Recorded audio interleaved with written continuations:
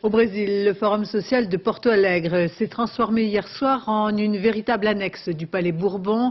Pas moins de 3 ministres, des députés par dizaines et 3 candidats à l'élection présidentielle. La politique française se fait autour de la table de la mondialisation. Reportage Alban Mikosi, Mathieu Drojoux.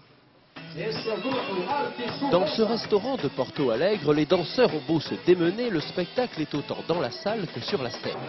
Noël Mamère entouré de ses amis verts, une importante délégation communiste et François Hollande à la place d'honneur en face de Madame le maire de São Paulo. De mer sur le social. En gros, et pendant que José Bové fait la leçon aux socialistes, Serge Lepelletier, le secrétaire national du RPR, mange tout seul.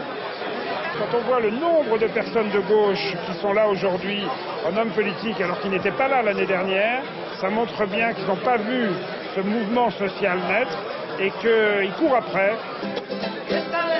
Dans l'après-midi, sur le campus de l'université, Serge Lepelletier commence sa mission, prendre des contacts, nouer des amitiés auprès des associations antilibérales.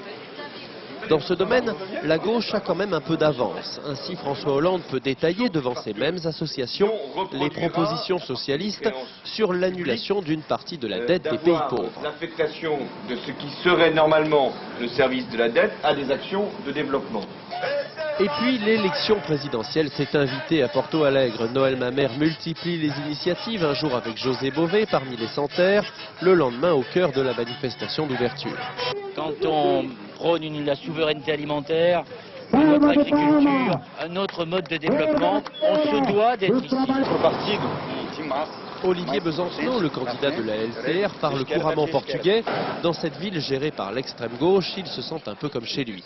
Jean-Pierre Chevènement aussi, lui qui plaide pour la suppression pure et simple du FMI.